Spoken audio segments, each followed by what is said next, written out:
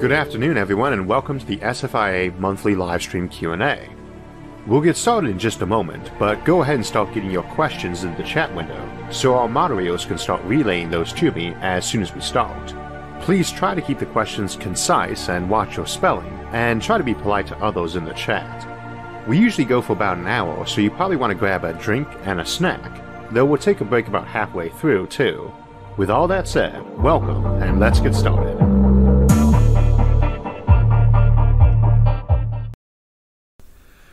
Good afternoon, everyone, and welcome to our live stream Q&A for Science Feature with Isaac Arthur, the Halloween edition. So, we're joined in the studio today by myself, the Mad Hatter, and my wife, who is our Red Queen. So, without too much further ado, we're going to get to your questions. Assuming you have any questions ready, if you haven't already got them into the live stream, go ahead and start putting them in the chat window now. Do we have any questions this time? We do not. We are waiting for questions to come in. I shall randomly chat to myself for a little bit. So, as usual, the hallway edition, the key is to get questions in as quickly as possible, in as vividly readable fashion as possible. So, do we have any now? I see one. Andrew Hutley, thank you very much. What personal rights and freedoms with the advancement of technology do you think we should be paying closer heed to, privacy-wise, that don't get enough attention? What personal rights and freedoms? I guess there's that expectation of what you're allowed to actually have in terms of secret, right? We'd say, people say, well, I got privacy. It's very much built in there. I say, well, of course, it depends on which country you're in. But in the U.S. Constitution, for instance, you got a assumption of privacy for like your papers and documents, but not for what goes on in your front lawn. That's not private, for instance. But what goes on with a closed window behind that, more so. And we have not really adapted that a lot with some of the modern technology. I would say the biggest one, and it's my kind of guess for how things will uploading, downloading, is that no one can use your photograph without your permission, and probably an opt-in in most cases. So that what's essentially going to happen in a lot of those cases would be like artificial intelligence for scanning face and recognizing photo ID would automatically pin you anything, blur your image in any photo, anywhere, right? And unless you say yes, that it wouldn't unblur your image. And that's probably how we get around people being able to upload other people without their permission, which is obviously ranges from mild irritation of someone taking a photograph when you're looking awkward to, you know, obviously very bad stuff like we see with people sometimes taking inappropriate photographs of partners or so forth that they break up with in post. So, hope that answers the question there. Okay, we have a question from Raven609 and a super chat. Thank you, Raven. Happy Halloween, Isaac. What sort of suit would a person need to walk on the moon Titan? Thank you. Well, Saturn's moon Titan differs from our moon in that they are fairly similar in mass, in gravity on the surface. Titan's more massive than the moon, but it's also less dense, so it results in a fairly similar surface gravity. But the big difference, of course, is that our moon is airless. The atmosphere there is less than 1 part per million of what Earth's is, right? Whereas Titan's atmosphere, if memory serves, is actually a little bit more dense than ours. It's a higher pressure, and it's all very, very cold methane, ammonia, stuff like that. So not stuff you could breathe, even if you're willing to breathe in stuff that was colder than Antarctica. And I would say that the key on each spacesuit there is you're not worried about so much leakage from you into it, because it's overpressure. Your leakage is going to be it into you, and so you're basically trying to proof your suit against higher pressure. So probably more in the like diving suit, scuba type variety, but low pressure, because not that much of a difference. All right, next question is from Ivan Fessler. Thank you, Ivan, for your super chat. And he says, is there copper on the moon? If not, is there any other conductive metal that we could use, such as silver? Well, there's iron and nickel there for sure. There's a lot of aluminum. I don't know what the actual amounts of copper or silver are. We would expect it to be very similar to what the amount in Earth's surface is, because the current working assumption is that the old crust of the Earth was smashed up into orbit, and a bunch of it went off in deep space, a bunch of it fell back down on Earth, and a bunch of it formed the moon. And that's usually our current assumption about that content. So, and from what we found so far, there's a pretty good correlation of what's on the moon and what's on Earth's surface. The Earth's surface has a lot of churning going on from tectonics, whereas the moon's got a lot of, you know, commentary and asteroid bombardment. So there are differences, but you wouldn't have any problem finding conductive metals there. How much copper or silver there is, probably parallel to Earth. There's a comment that there's crude oil on the moon. Would you like to elaborate on that? Crude oil. I would think probably not. You might have methane pockets on the moon. On Titan. On the moon on Titan. I'm Oh, sorry. yes, yeah. Titan is one gigantic gas ball. Early stage economy in the planetary space, it is actually handy to have access to something like methane on the surface. That's the only reason why we're interested in Titan is you go there, aerobrake, set up a blimp floating on the top of the atmosphere, and just kind of suck some air in as you go, so that you could basically a little space station there was sucking up all this propellant. And for deeper solar system stuff, it really is beneficial to have power systems on that. You got like a nuclear generator there that got you oxygen and rocket fuel that you use to power your ship's back-end system. So I don't think of it as a really good, the fuel source itself, though. We're trying to move away from chemical rockets because they're not powerful enough. We're not really worried about environmental considerations with our fossil fuels there so much as we're worried about they're just not powerful enough. So Matthew Campbell says, will I ever be as cool as you are? I would love to attribute this to your costume, but I saw this comment pop up before you came on screen, so sorry. Is that from Matt Campbell? Yes. It's one of our longtime editors, so I don't know. Yes. No. Never. As a head note, we have a lot of crew that are known for this or that, and Matt tends to be, there's these one-liners we do to open the show up each time. This episode is brought to you by X, the one-liner that brings the episode in, and then the music. I would say probably about a quarter of the good ones at least are Matt's, if not, well, probably about a quarter of them are Matt's, and about half the good ones are Matt's. So we go. Oh my. Dag12K says, given that gravity tends to draw all matter together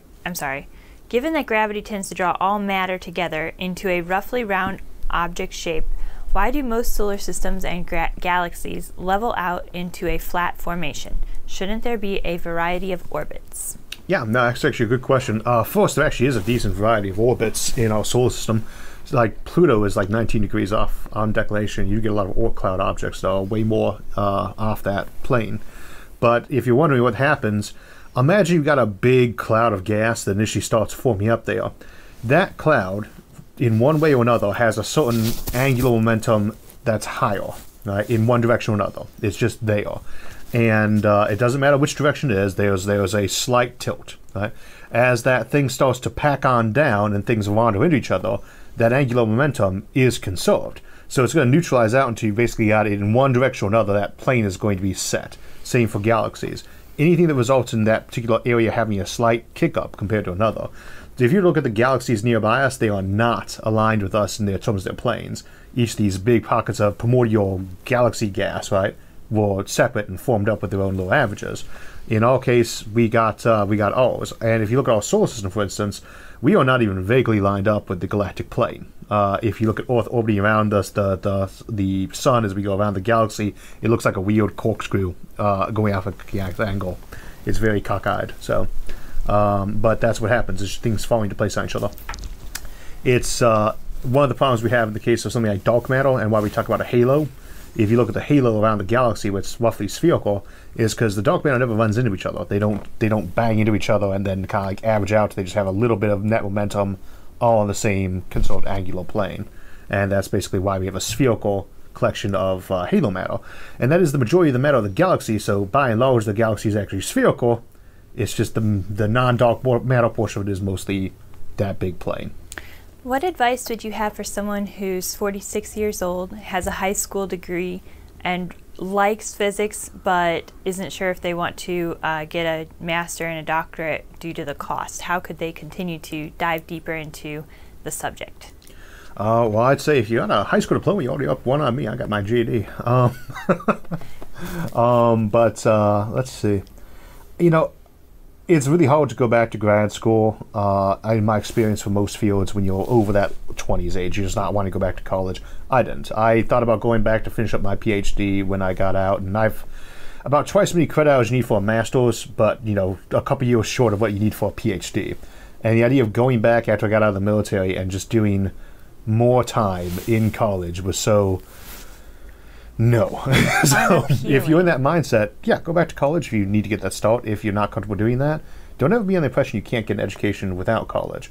I learned a ton in undergrad and grad, a ton, and it gave me a very nice start, but this was pre-internet. You could still do it out of a library back then, but there were a lot more resources out there. Brilliant. We always plug Brilliant as one of our sponsors. They really are that good. They're a very good program. But I've learned way more after grad school about physics and math than I did while I was in school. And not because I was lazy or my teachers weren't good. It's just you can keep absorbing material once you learn how to learn. I'm seeing some great comments come in about the outfit, and people are saying... Mine or yours? Yours. Oh, okay. Nice hat, classic Mad Hatter, great outfit choice. Someone wants to know how long it took you to choose the outfit. I've been poking out the idea for probably a couple of weeks, wasn't it? Say a couple of weeks before but then once I actually landed on it, I pretty much went on Amazon and bought them. It was mostly you trying to convince me to wear a crazy outfit too. Well, yeah, there were quite a few, but once we kind of landed on Mad Hatter, it seemed such a perfect combination with the red queen. Yes. So, I was very happy to dress up as a queen or a princess. There we go. Always aim for what you know you can actually get a couple's gown on. Yes. So. Having some difficulties with my hairstyle here, sorry. S.J. McEwen says, hello from the UK. I almost got the wrong time for this because our clocks changed today. Oh my gosh, daylight savings time. That got me to thinking, what time zone would an O'Neill cylinder around the Earth have? That's a good question. I also forgot about the time zone. We haven't. That's this weekend, isn't it? Did the time change today? I don't know if it did or not. We should check that. I bet it may have. My computer still says it's 4:13. Oh, that's true. My clock says that, but yeah, but I think all of those automatically update in the house now. They might be automatic. Yeah, I'm not sure if I actually have any manual. Well, what about the one up there? That's a plug-in one. Oh, it says 4:13. Oh, okay. So if it has happened, it has actually happened. If it has happened, we are in a different time. You know, if I was dressed up as the rabbit from Alice in Wonderland, I could get my pocket watch out and check the time, say I'm late. I can't remember what the question was anymore. What was the question? Something about O'Neill cylinders' time zones. Would an O'Neill cylinder have a time change? You know what? I'm just going to have to... Is the crown just causing you to lose palm too? That. Okay. My crown fell off. O'Neill cylinders and time zones, I think that because they're going to roll around the planet constantly, so if they were changing time zones, you know, a low orbit one would have to change its time zone every 90 minutes. Sorry, you would have to change it 24 times every 90 minutes. Because it's going to go around the planet that often. When a geostationary, I think one's up a geostationary, and a lot of them probably would be a geostationary. That would be like your first place you build them all. And would probably end up as on the same time zone as everybody else. But my guess is we will actually go away from time zones in favor of just using UTC. And like, if you lived in, say, if we went with GMT, right? Right now it's 8 or 9 o'clock in the evening in England, where it's like 4 or 5. Well, it's 4 o'clock here in Ohio and New York, right? California, it's like 1 in the afternoon. If we went with the GMT of where Britain's at, then you would just get in the habit of saying when it was, you know, noon or 12 o'clock in GMT or UTC time, that would be morning here in Ohio. So I just say it was 12 o'clock morning. You know, that's what it is. Morning, noon, and evening and midnight would remain the same, local time zone, but you start thinking of them as a different number. And this is not like an embedded concept we had going on for millennia. The times of the day is very much a modern, new, regular clock thing. So I don't think that would be all that hard for us to adjust to the idea that there was just a time there was, regardless of what time zone you're in. And I think that's probably what's going to end up happening with time. Whether or not people still start doing it locally, who knows? I'm sure you'd have holdouts, you know, same as we keep using the imperial system because, you know, everybody else switch over to metric, and we think metric sucks because it does. We have a few people that are a little more up with the modern times than we are, and they said that America changes their clocks next week. Do we? Europe changed them last night. That's good to know. That's particularly because we have elections. The first Tuesday after the first Monday of every November is an election in the United States and locally too, and those get very screwed up by a time change right beforehand. So, yeah. Keeping that in mind, shouldn't even see a bill goes forward saying don't change the time zones. I signed on. All right. Kellen Wong says, how would we build a wormhole network, and what would be a realistic galactic empire? What would a realistic galactic empire be like? With a wormhole network? I mean, the only Babylon 5. There you go. That's your example of it. I was trying to think of a TV show that had it went to DS9, and of course at the same time you had Babylon 5 on there. They use hyperspace, and they have a wormhole network system for it. Stargate's another good one like that. But the best one that I think, hands down, it's not a TV show, Peter Hamilton's Commonwealth Saga, the first couple books, Judas Unchained and Pandora's Star, actually I think it's the other way around, Pandora's Star and Judas Unchained, has an empire that's grown up with the wormhole networks. And I would just reference you to that because it's awesome. It's a great series. And it talks basically about how you would actually do those, I think, a lot better. Planet-based ones like even Stargate. For wormhole-based networks, Babylon 5 style, probably. Kang says, do you see a future where we travel between the stars by putting our consciousness on a laser and sending it to another star system? Truth be told, no. I mean, I could see us doing that in some cases for digital uploaded minds, but at the same time, that's a lot of data, right? And I mean, I don't know how exact a state you really need to have. I imagine that you could probably compress that a lot, like your DNA.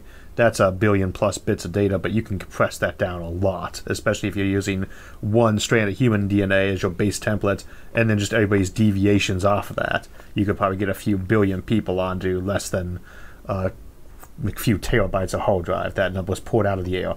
But there's a lot of compression you can do with that, and there's probably like you do with human memory too, but that's kind of hard to say until we've actually got some practice with it. If you couldn't compress that signal, you'd be talking about trying to send a laser beam uninterrupted over many light years, which requires a lot of redundancy, carrying something like 10 to the 18 bits of data. That's a lot of bandwidth to be sending that way. That's interceptable. People could hijack that. There's a lot of things that go wrong with that. Whereas a big old hard disk where everything's stored down at roughly atomic size, that strikes me, yeah, it takes long to get there, but, you could probably make some very fast ships being pushed by laser beams with the same level of integrity that would just add like 10% onto your journey time. I have a feeling that if I had a maid that had done my hair, that I would have her head chopped off. Off with her head.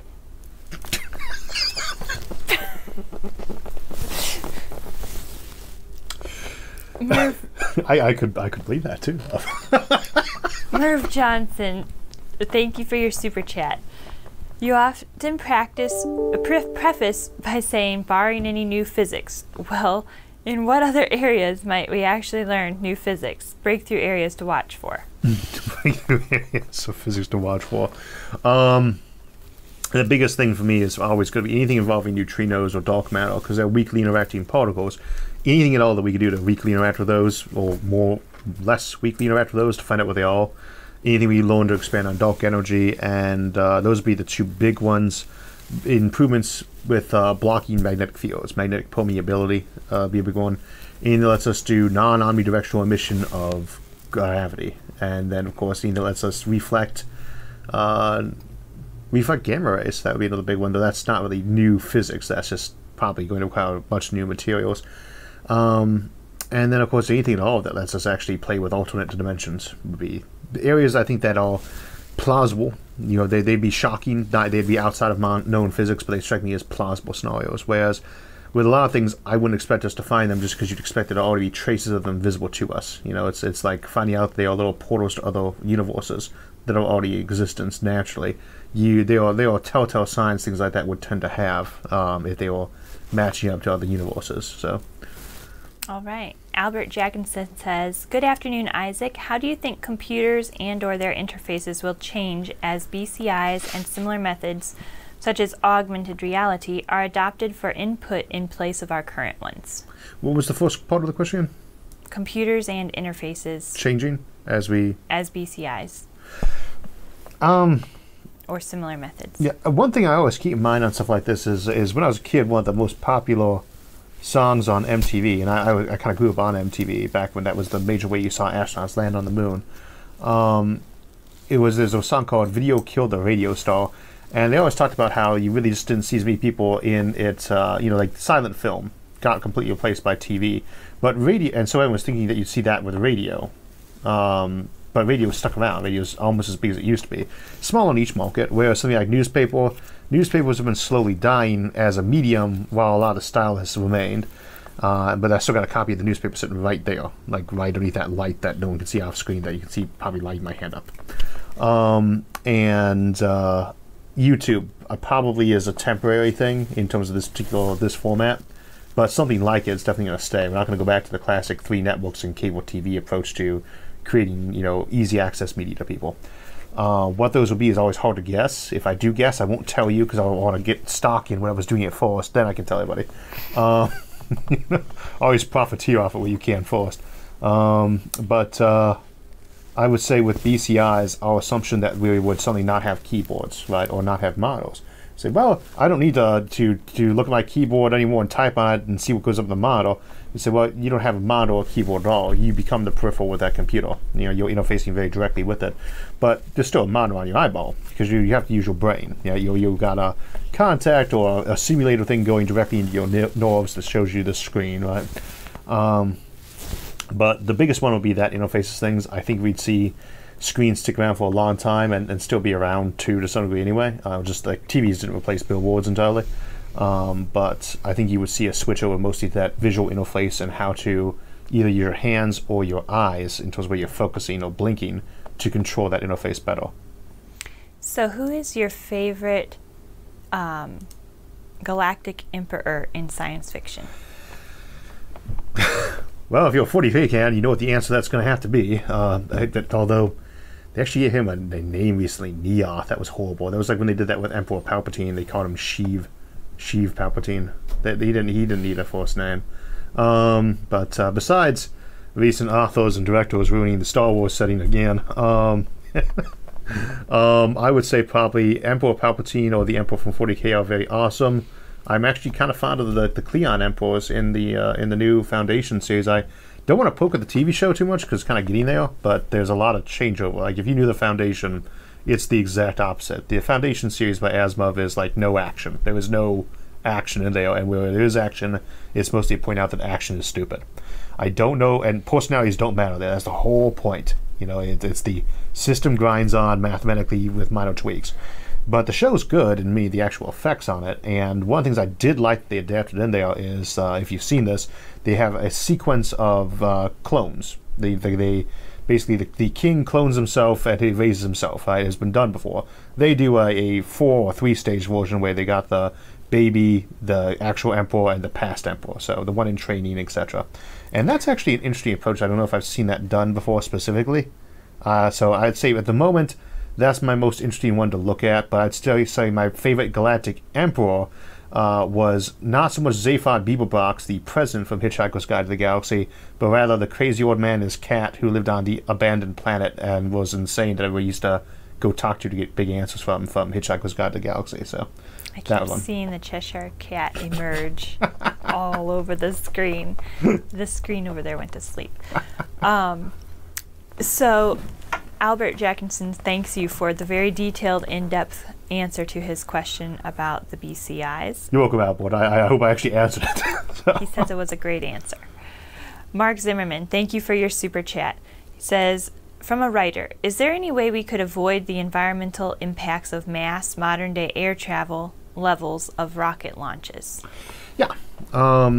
With rocket launches, if we're going up to that scale, I think that is one of the big reasons why I tend to think that orbital rings and mass driver approaches would be big, because those are very low. It's not just their low energy cost; they're very low impact. Right? You're not going to see the big fireballs going through the sky. You think of a place like Trantor from Foundation as a Ecumenopolis, or the Terra from 40K, or some of the other ones.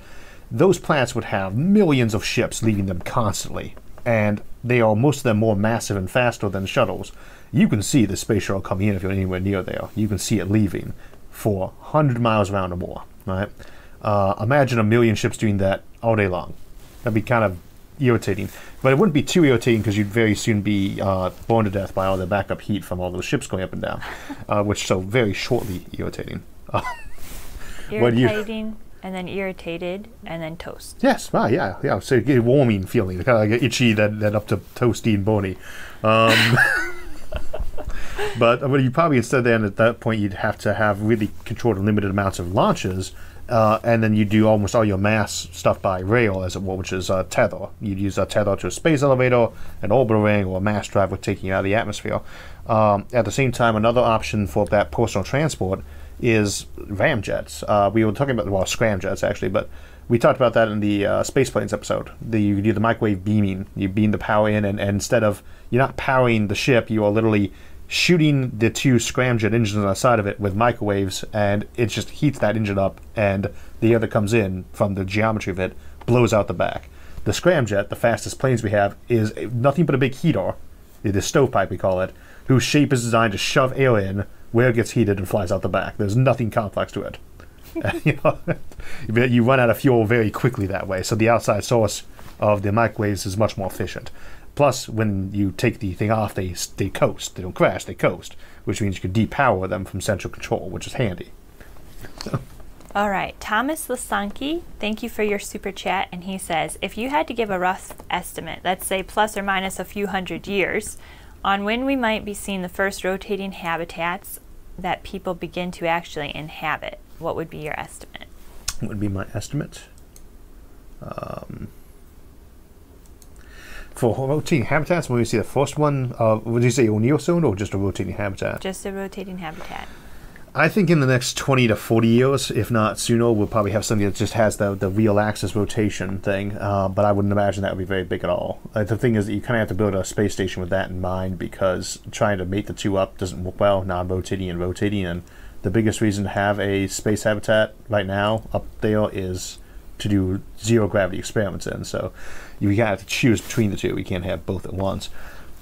Whenever we start doing tours up there, though, you definitely want to have that even just connected by tether, so they can go sleep in the rotating wheel section. But those could be very small. That's this question of when is there enough people out there to justify it, and I would guess 10 to 40 years.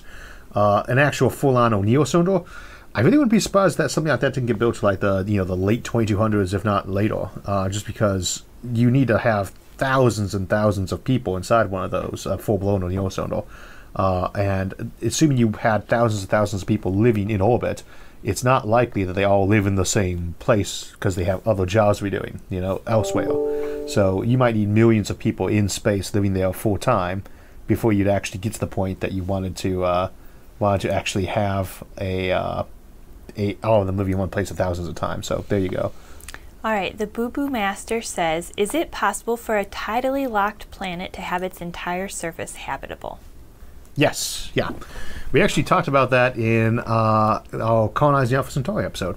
We assumed that getting around Proxima Centauri, you'd have a tidally locked world to colonize. However, you have to take some additional steps, or you have to alter your standards for inhabited a little bit, right?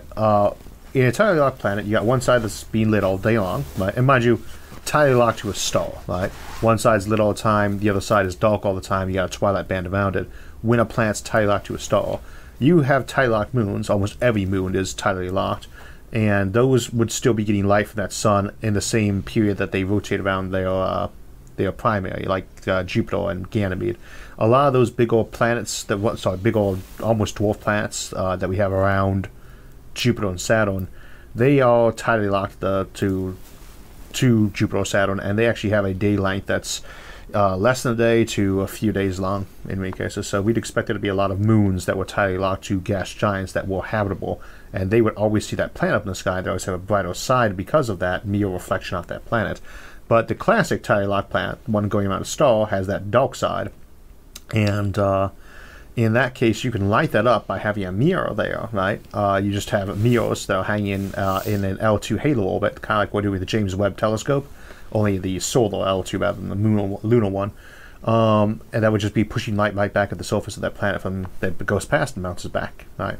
So you can artificially engineer that very easily. And you can tell the mirrors to spin on a 24-hour basis so they weren't lighting up too much too, so that there is actually a daytime length. You can do the same thing by putting those at the L1 point in front of that planet to go ahead and take the tidally locked planet's sun side and actually give it nighttime and daytime. Now, could things live there normally without all that? Naturally, sure. Things could adapt to live very dark. Almost all the ocean life beneath the little tiny epipelagic zone is adjusted to live in darkness off the marine snow that falls to them from above. Well, a planet that's being hit on one side by the sun has a constant pump action from the sun basically pushing material that way as it warms, so you probably would have a marine snow equivalent through the oceans of an tidally locked world, and you probably have a weight pushing down as water and stuff collects on top of those that, like a glacier, pushed it back out. So you can kind of think of it as like a North Pole, South Pole thing at that point, where you'd have marine snow, though, that was going around the equator. Would that get all the way around to the back side of that planet? Probably not, but it's hard to say. I love seeing the super chats pop up and then the Cheshire Cat pop up over the top of them. It's hilarious. My zombie lick says, how many years do you think it will be before we start to have profitable power satellites in Earth orbit? Do you say profitably? Profitable. So that's always a hard question, especially the energy industry. Because if you go through most energy companies' books and ask them exactly what qualifies as profitable, it's often subsidized. So, let's see. Not in the next 20 years. We will probably have prototype power satellites up in the next decade or two. I think that is the snowball we're now seeing with SpaceX. Right, we could lose our inertia again, like we did after the Apollo missions. That is a real possibility. But I don't think we're going to lose that inertia this time. I think we're going to start seeing that steamroll into space now. And I think prototype power satellites, as soon as they actually get the production of these, the mission number up on these this new generation of rockets, you're going to see an awful lot more test prototypes going up on a much more shoestring budget. And one of the first things that's likely to include is power satellite attempts. I expect that, especially as you get more and better graphene production, more and better semiconductor production up, expect to see a lot of that kind of effort in place. So, first power satellites, maybe even this decade, but not much longer if not. First profitable ones, not this generation. Okay, so Michael McConnell wants to know if you ever see a Butlerian revolution happening in our future. Butlerian jihad? Or excuse me, revolution. What is it spelled? B-U-T-L-E-R-I-A? Okay. Butlerian jihad from the Dune series is probably what's the references there. I should rephrase this. In the Dune series, there's the Dune books originally written by Frank Herbert, and then there's the Dune books written after his passing by his son and Kevin J. Anderson. And there's kind of two different pictures of what the jihad was from each of those. So, in what we seem to get the picture from the original series was basically that people had been controlling machines that were on top and were using those to basically oppress everybody else because the machines had gotten everybody lazy and decadent, and the people who controlled the machines used them to enslave them. And then they rebelled and smashed up all the machines and didn't use them anymore. That's the kind of the older version of that. The newer version is that something kind of similar happened with some cyborg people. They took over the entire empire by taking control of their machines, and then the machine itself took control of them. So more of a Skynet case in there. But whichever one you're going with, I wouldn't actually expect either one in this upcoming generation. There is I happen to be worried about Luddites, for instance, and when I was researching Luddites, because I always thought Luddites, these anti-technological people who smashed up machines, what I found out is they were actually not very anti-technology at all. They were opposed to labor practices involving some of the early factory stuff in England. Not what I call the most admirable group in most ways, but at the same time, not nearly what we get them portrayed as these days. And every time I hear about an anti-technology group these days, it almost always turns out to be they're specifically against one specific application of technology, or a couple, and so, we are not the 1950s Isaac Asimov robots set up where the machines are going to be humanoid intelligent walking androids that are replacement people. They are going to be your vacuum cleaners and Roombas. It's a lot harder to see a Butlerian jihad where you smash up all the machines going on, where people are like, and for the safety and sake of mankind, we must break all of our microchipped refrigerators and Roombas. The power washing cleaners that go up and down the skyscrapers automatically, and those have to go too, because life without risk isn't worth living, or some other such commentary. I was going to say nonsense, but that's probably judgmental. But I think you also see at the same time, yes, people are going to be very worried about machines replacing people employment-wise, and not just reactionarily. There are some real economic concerns that are not just reactionary to putting machines everywhere. So there probably will be some limitations placed on what you're allowed to actually automate, would be my guess, or at least people will try that. How long this will last and what form to come, that's a wait and see, that we'll see. Probably in the next 10 to 20 years too. All right, a question from Alleluia. Thank you, Alleluia, for your super chat. And he says, hello, Isaac. Do you think that we can reach a post-scarcity with technology innovation, even though social innovations have lagged far behind? Yeah, you can. I mean, I hate to say it, but we usually tend to think of post-scarcity as principally being a technological development rather than a social one. The two do work together, though. I mean, you can have almost infinite production and still have horrible mismatching of resources to usage. But we are an older and more bureaucratic society now. As I like to say, we really do think much more long term than our ancestors did, and we like our paperwork. But we are much better at administering and distributing than we used to be, and we tend to be more mindful of that, I think. At the same time, that helps with almost anything, because people pay more attention to how we're going to be moving stuff around and getting distributed. But technology is the big way you get that taken care of. You just keep ramping up your production, ramping up, how much actual effort from a human has to be done to produce X amount of resources. I see my wife smiling like a cat over there. That's what's the question? So to answer the question, yes, I do think we can get post-scarcity on technology alone on our current culture. All right, the next question is from Neil Hart. If our universe exists in a complete void, is it possible for dark energy and the internal pressure of our universe against the total vacuum of the void outside it? It must be time to go to break, because I read that one to me again, then we'll answer it and go to break. Oh, yeah, sorry. I zoned out a moment. Neil Hart, if our universe exists in a complete void, is it possible dark energy is the internal pressure of our universe against the total vacuum of the void outside it? That's actually a fairly good question. We usually tell people, and you have to excuse me, the hat, it definitely heats up the skull, and there's no fans on in the studio whenever we're live because of microphones and noise. There's always a question, what is the universe expanding into? And we say, well, not really expanding into anything.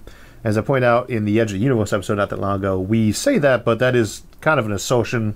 We don't actually have any evidence that it isn't expanding into anything.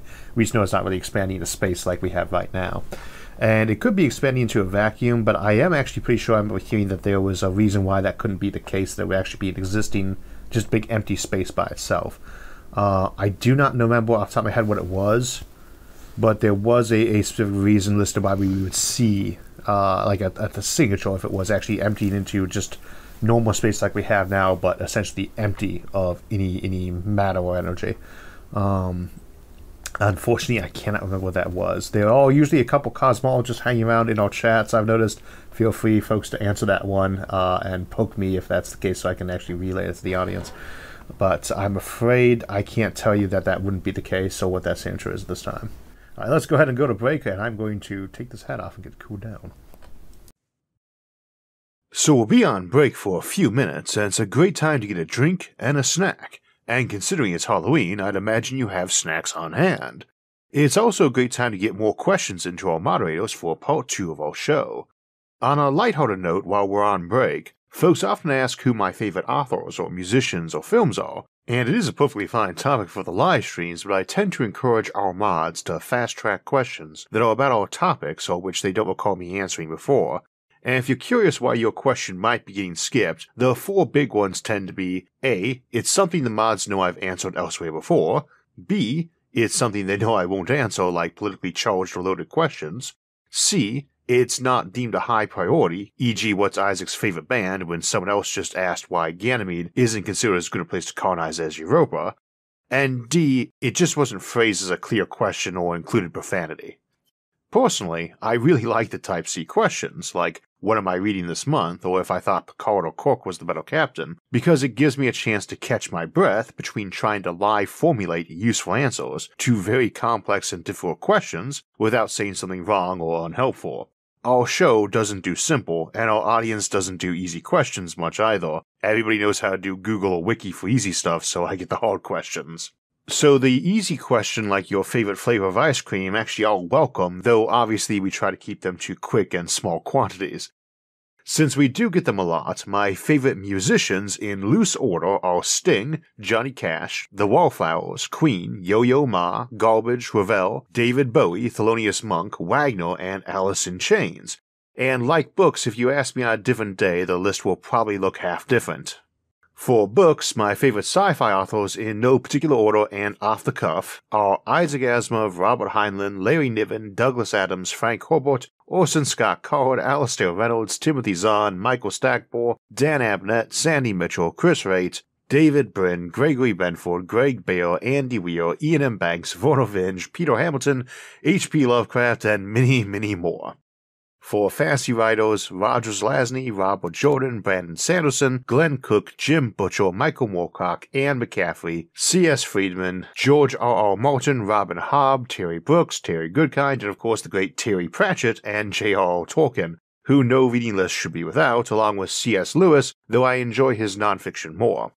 And for nonfiction, histories tend to be my favorites, with folks like Will Durant, Dan Jones, and Susan Weiss Bauer topping the list, followed by philosophical works, John Locke, Kant, Hobbes, Bostrom, Nietzsche, Augustine, and so on. And I almost never read biographies, but when I do, it tends to be folks like Richard Feynman or Ben Franklin, both of whom top my personal role models list.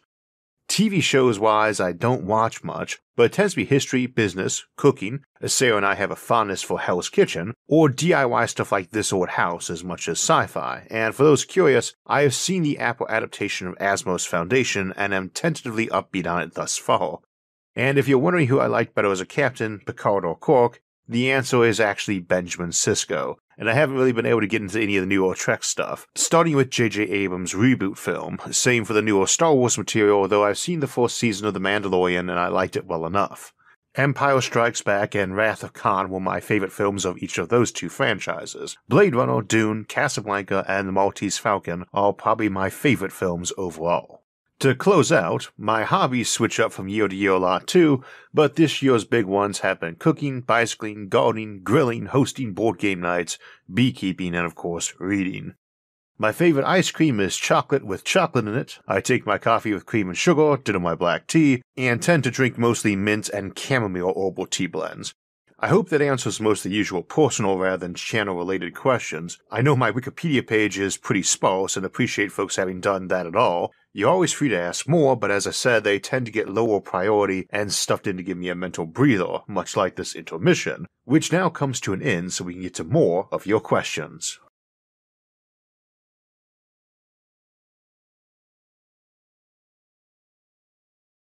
And we're back.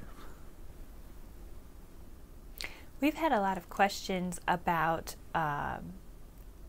aliens, AI, and Halloween. So, what do you anticipate the future of Halloween to look like in outer space? The future of Halloween in outer space. That's a good question, because sometimes not someone's going to have a future around here either. Real quick, Eric Johansson's question, is it okay to give fried eggs to trick-or-treaters? The answer is yes. It is absolutely fine. Especially the marshmallow kind. Just make sure you cook the yolks all the way through to avoid, I was about to say salmonella, but it's not salmonella, it's the other one. E. coli? E. coli. And salmonella. Yeah, and salmonella. Yeah, so yes, fried eggs, so long as they're cooked through the yolk. No hard-boiled egg. But the marshmallow ones are much better. The marshmallow ones are much better. Yeah, that's true. So the future or the of gummy Halloween, ones. The gummy ones. The future of Halloween in space. Kind of the question there is at what point, when is there going to be the shift on what becomes the scary monsters? Like, we have all the classic ones, and we have a lot more we kind of made up in, kind of Disney style in the last century. Well, not just Disney style, but Roger Corman style, and a number of other horror movie franchises. I would suspect that a big aspect of scary movies in the future would actually be the person having kind of a memory fog and then a virtual reality experience where they felt like they are very much in the zombie apocalypse, where basically you have your own reasoning and memory pushed down a little bit, so you are able to do suspension of disbelief better, to enjoy being terrified in the setting. Although I wonder if that would make a lot of people not do it anymore. That was afterwards. actually one of the questions, was did you think that the new computer technology and adaptive outfits would be used for Halloween going forward? Oh yeah, well, augmented reality would be a good one too. If everyone walks around with augmented reality, you can change your costume the same way you're on like Zoom, where you can change around your background image, which I don't do very much because I can green screen here and have better cameras, so the ability to screw around with that on Zoom is less fun. But those will get better to the point where you could be walking around in augmented reality dressed in jeans, but anybody with theirs turned on would see you in like a tuxedo or a fiery crown or a giant feather headdress, which I'd love to get a feather headdress still. We should do that next Halloween, big feather headdress. But Halloween in space, I don't know that it'll be impacted really at all. I just tend to assume humans in the future will tend to like their holidays even more than they do now. We celebrate them in a lot of style. So, I think that would only tend to get more extreme with time. Though not as a slippery slope eternal analogy. I think we just have to keep upgrading how much we celebrate holidays. All right, Timu, thank you for your super chat. How do we make plastics in space, especially without crude oil? Well, you don't need crude oil to make plastic out of. What you need is basically the polymers in general. You can make them out of ethanol. Not ethanol. Biodiesel, biofuels. You can make plastics out of those. But you can make them out of canola oil, things like that. Lots of various feedstocks are options for that. And I think that there really wouldn't be too much of a problem. We just don't have that easy font of dead dinosaur and algae to make the plastics out of. But other than that, shouldn't be a concern. All right, and a question from Michael Gordano. If we put some type of manned weapons platform in orbit, like a small spaceship, could we have implications like ending mutually assured destruction? I think there's a problem is, for those of us who grew up in the 80s, we always heard this mutually assured destruction, and since the acronym was MAD, everyone assumed it must be a bad policy. MAD was an awesome policy. It was an absolutely awesome policy. It's nice to have the defensive one too, but basically most of human history where you've had peace-along groups has been from the assumption that both sides could beat the living snot out of each other in a way that would leave them fatally wounded, either as a country or in terms of the leadership, right? We had that exact same thing going on usually inside of two-party rule systems too. Both sides, either one could really off the other if they needed to, but then they'd be left vulnerable to whatever will come and get them, as it were. Mutually assured destruction is a very classic philosophy for peace that probably predates humanity in any sort of modern history. So I don't really see that going away. In space, can you have good defensive systems? Yeah. Can you be vulnerable to states that are much, much smaller than you? Possibly. Possibly you have defenses that require them to be roughly on par with you too, but better technology is not likely to eliminate that as a policy, and I don't know that that's a goal either. It might be nice to have something better if anyone could think of something better, but I don't tend to think of MAD as actually a bad policy in and of itself, just a pragmatically available one. Going back to the last question, we've had a few interesting suggestions. How about a moon potato plastic or a mushroom fabric for your next Halloween outfit? Mushroom fabric. I always liked the mushroom leather that was on there, but actually, I still have a leather coat around somewhere, but I don't think I've actually worn much leather in years. Although it keeps so long, I still have leather boots from when I was in the military, and I mean, they're ones I would have gotten like 2003. Let's see. What level of... Oh, go ahead, yeah. Yeah, I know you're going to just park on that mushroom fabric, but... Yeah, go ahead. All right. Keep us moving. Jody G says, what level of space exploration can we expect to happen by 2050? Level A space exploration by 2050. And by the way, one of my jobs as wife as producer on the show is to hurry me up when I start kind of slogging down on a question. Since everyone knows I can spend 30 minutes answering one, since that's what we do every Thursday. Okay. Space exploration by 2050. The last episode for the year has a bunch of predictions for the next century specifically, but I did one with Kaspersky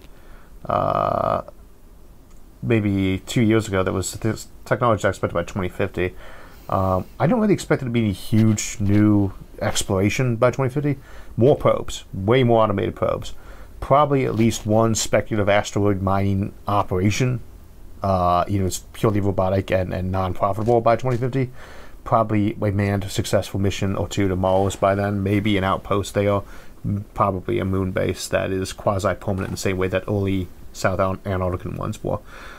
Manned missions besides Mars, maybe Venus, maybe actually an asteroid, an Earth asteroid, but probably that'd be it. Isaac Bordeaux says, you have said on multiple episodes that you think Earth will be the center of human civilization for a long time to come. If that ever stops being the case, where will be the new center? Happy Halloween. Happy Halloween. The default would tend to be towards the center of the galaxy, but that usually assumes that you have some kind of FTL going on. And I don't know that it really matters where it's at. If not, we were talking about Foundation. They had their galactic empire capital near the center of things, and then the second empire was both actually from there, spoilers, and from planet on the very edge of the galaxy, Terminus. It doesn't necessarily make much of a difference where your capital's at if you can move things around very quickly. Like DC is on the eastern coast, San Francisco, LA. These are places that are very far away from each other compared to the rest of the country. So I don't know that it really make much of a difference where your capital is at if you can travel there relatively quickly and have near instantaneous communication. And if you have a galactic empire, that's probably the case. You probably have cracked that FTL problem. If not, then you know, I don't think you'd actually have a new center after Earth. I think you'd have a lot of old built-up wards that were throughout the galaxy, the places where colonization that happened strongest and hardest in that region, that were probably the de facto new local capital for a given value of capital. It might be capital in the same way that you know, the bigger cities on the coast tend to be major capitals of the local region, even when they're city-states. I don't know that you'd actually ever have any galactic empires or local galactic empires that were bigger than their own star, but you'd certainly have ones that were older, bigger, more respected, more central. The hub, I think that we would have those in a lot of cases. And I think it would just default after Earth wasn't in the main role anymore. So, in the short term then, do you think it would be better to launch a complex automated robotics to build sustainable, substantial, livable, and other structures on the moon versus doing the majority of it via manned missions? Oh yeah, roboticizing you can get away with. You know, the idea is not to replace humans with robots. Is to have the robots do all the grunt work so we can actually send more people in easier. I'm not interested in building an unmanned, permanent moon base and never having people go there. That would be pointless. But I don't have any problem. You know, I'm not John Henry. I'm not going to get in a big old game to see which of us, me or the machine, can drive through a mountain first. I can build me a robot that can go through that mountain faster, and then it's not me versus, you know, it's not John Henry versus the machine. It's John Henry versus the guy who built that machine, right? Same for us, right? The robots can be used to do so much that we are not going to be able to do, or that we could do better, right, by using the robots. And that means we can do more manned stuff that way too. And I think that means that we do use the robots as much as possible because, and this is the big one, until they're truly sentient and intelligent, which they wouldn't need to be for a construction project, I don't care how many of them die in the process because they're just robots, they're not alive. Right? Whereas I don't want to lose a single astronaut to building a moon base if I can avoid it. So that raises the interesting question from Yummy Yum, who says, how risky and fatal would the first attempts at space habitat construction and living and space colonialism approximately be, assuming that we treat them with these standard safety standards that are currently expected for humans? I suppose it depends a lot on what the standard safety levels are. You know, there's a big difference between OSHA requirements and what actually goes on a lot of work sites, and there's a really big difference between OSHA requirements and places that are off the books, and there's a lot of places off the books. I would tend to guess that we'll have relatively minimal deaths in space, especially because a lot of people who be tending to go to space are more likely to be technophiles or pro-tech, in which case they probably would be out of that group of people who have access to BCIs and brain backups or repairs. So I suspect, you know, oh, I got vented out an airlock. That is fixable. A person flying out into space from an airlock, that is repairable damage. Right? Probably even with modern technology, in some cases, we better save their life if we got fast, right? So I don't think we'd actually have a lot of permanent deaths in those in the early phase.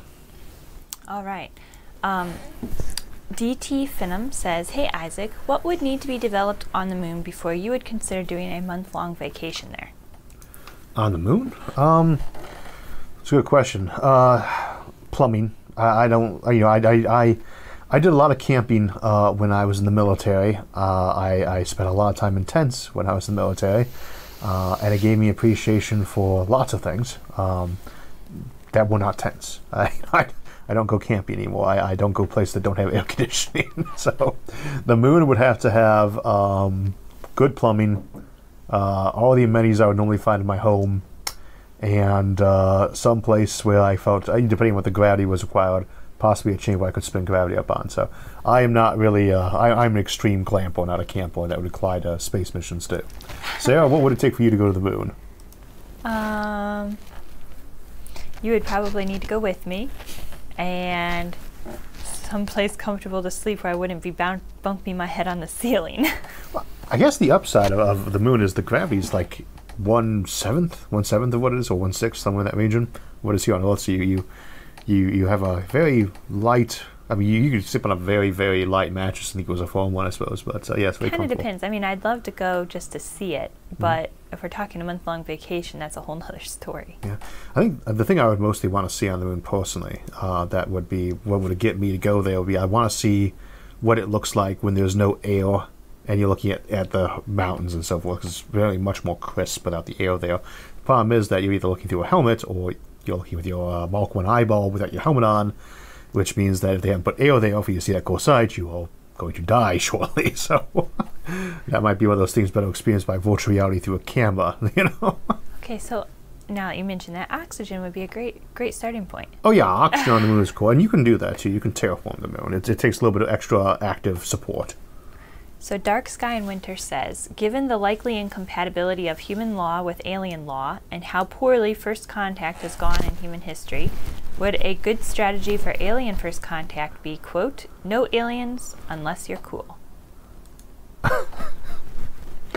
I mean, I would argue that first contact in human civilization has often actually gone just fine. It depends on the circumstance. We can obviously think of a lot of historical cases where it's gone bad, but a lot of trade has actually happened between two civilizations that are fairly militant in nature and do not speak each other's language, just by the old-fashioned trick of, I put this down on the shore where I know you can see it while you're there, and you put something out there and I push it your way and you push it mine. We reach that level, we're going to trade, right?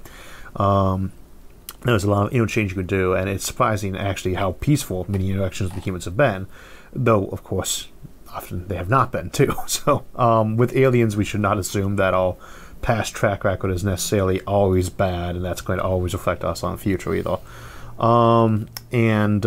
It depends a lot on the aliens. To say, let us be realistic when we're dealing with people in life. There are people who are going to get offended almost no matter what you do because they are touchy. We could come across some civilizations that are like that, though I don't know that they'd be able to last very long if they are touchy a lot.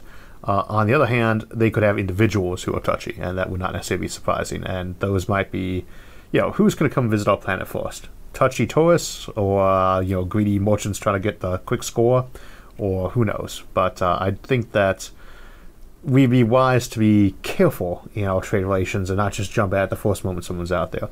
The key thing to remember if you get a "hello, we're here" message, we want to be your friends, is that that means there's others you can talk to too, possibly from that civilization. You shouldn't assume the first message you get offering to partner up with you is not necessarily the one you want to say yes to, just because the first one you got, period. Tony Rogers says, how likely is it that Elon Musk or someone else will actually develop factories in space? I mean, I don't know about Elon Musk specifically, obviously, but I'd say 100% that someone's going to develop factories in space. Sure, well, 99 point whatever minus the probability of us being wiped out before we have a chance to do that. But I would say very high, very high. There's just too many things that are really nice to manufacture in low gravity. Right now, we don't have enough raw materials. It's got to be things we can actually bring up and back down, which means it's got to be worth thousands of dollars a kilogram, period. And there's not very many things that are like that, but microchips are like that. Microchips are way more valuable than gold, right, in terms of weight. So we're getting to the point where that's going to be operational soon, but you have to have a certain scale to be able to do that. And I think that's something we'll see in the next 10 to 50 years. Scaling up is like the big thing, orbital infrastructure. So someone wants to know if you can walk on Titan with only an oxygen mask. You could walk on Titan with only an oxygen mask, but you would rapidly die from... you're walking around in a freezer full of refrigerant. It's very cold, and it's made out of high-pressure gas, right? So you're going to freeze to death very, very quickly if you don't have some insulative layer, right? That does need to be a factor in there. And better gear that you use in Antarctica, right? But could you put on something that was like a deep window suit mask, cover your eyes up, right, and go outside in like a scuba suit plus coat real quick to basically run from here to there? Yeah, you probably could do that. Just you couldn't operate very long outside. You must not go out there in normal day-to-day clothing, though, or you will die like that even with a mask. So Niddlegore says, do you believe it's viable to mine a neutron star or something similar? I'm kind of curious what the something similar would be in this case. The only thing I can think of that's similar to one would be a quark star, and those would be even harder. Neutron stars, I have to double check what the range of viable escape velocities is, but they have a very small range of masses between white dwarf and black hole range. Each is going to have a little window of escape velocity from the surface. I think most of those are over half the speed of light, though. I want to check that, but you're talking about mining raw neutrons, essentially, or you could get some heavier matter out of there as a result, possibly. but you have to be blowing it off with high-powered lasers, and you'd be getting something like the amount of energy conversion ratio in terms of that value. So probably not, but you could do it if you're really matter desperate. You might be able to make that a better profitability than just using raw energy to turn that into mass. But I don't think it's going to be like that's the last place in the universe you mine. Luke Hamilton wants to know if you have seen or said anything about the new Dune movie. Well, we were just talking about the Dune one. I have seen the trailer. They look pretty good. Trailers always look good. I will go watch. I think I'm going to. Jason wants to go watch that. He didn't think you or Christina will enjoy it, so we're going to go watch that together. Me and We'll Jason. go watch Frozen 2 while you do that. We watch Frozen 2 with you too. So, but I think Jason and I are going to go watch that. Jason Kilo is a friend of mine. But I think we'll probably go watch that movie within the first week or two of it coming out, and I will get back to you guys on that, which I gather will be at the next live stream. Other one I'm waiting on with bated breath is the Wheel of Time series. That is, I really love that book series. I'm not certain how the TV series is going to go, but I'm always optimistic on these things. I don't set the bar too high, because I especially when you've been producing shows for a while, you start getting how hard it is to adapt certain material. So, but I like the original Dune movie. I did that, did the actually defense on that in the Wheels of Justice show, trying to argue why the original David Lynch film was good. I like the Jodorowsky one for what we've seen of it. I like the miniseries they did on Sci-Fi Channel, though the graphics were kind of weak. I really like the Children of Dune miniseries that followed up. The visuals improved a lot, so did a lot of the acting. I like the video games. I love Dune 2000, Dune 2, and Emperor Battle for Doom. Those were all awesome games. I wish they'd make sequels. And I'm keeping my fingers crossed the movie and its sequel, because I guess the two-parter will be good. So I just have time for a couple more questions here, and I think you had some additional outfit you were going to demonstrate. So while you're preparing that, I'm going to ask a question from Household Adventures. Thank you for your super chat. He says, if a black hole evaporates over time, what happens when the mass is no longer enough to keep light from escaping? Would fusion re-trigger into a sun? Okay, I'm going to ask that question again, though. If a black hole evaporates over time, what happens when the mass is no longer enough to keep light from escaping? Would fusion re-trigger into a sun? Just realized how bad my hair is there. Although it's much cooler now without it. Black holes, when they evaporate, they just have their actual. See, because I can see my picture of myself. I need a haircut. Black holes. Black holes evaporating. They just get smaller. They never actually cease to have that advantage until sometime when they're microscopic. Maybe when they are really, really towards the end, weighing less than like an electron or something, they might be a naked singularity. But until then, they just keep evaporating, getting smaller, and the event horizon's radius will decrease linear to mass. So you evaporate half your mass away, your event horizon is half the size in diameter and a quarter the size in surface area. Do you have time for another one? Yeah.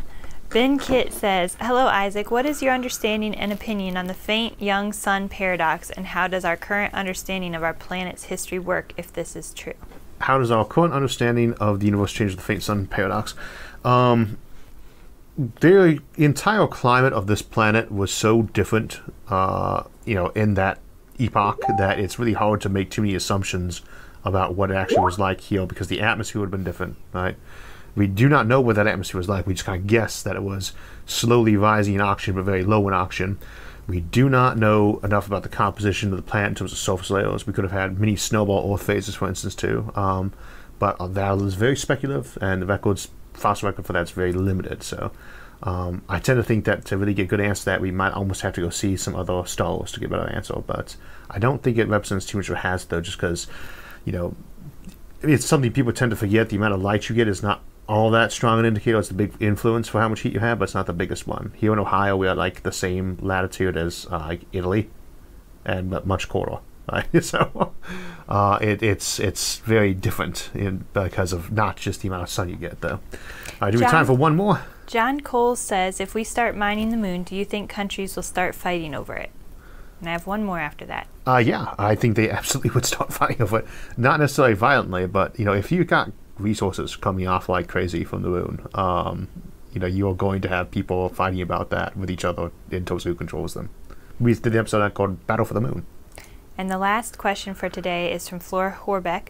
If we can levitate a frog using magnets, could we use magnets as an artificial gravity to keep humans on the ground in zero gravity? Yes, but no. If you do magnetic boots, you always see those in a lot of shows. That works. You could do a limited magnetic suit.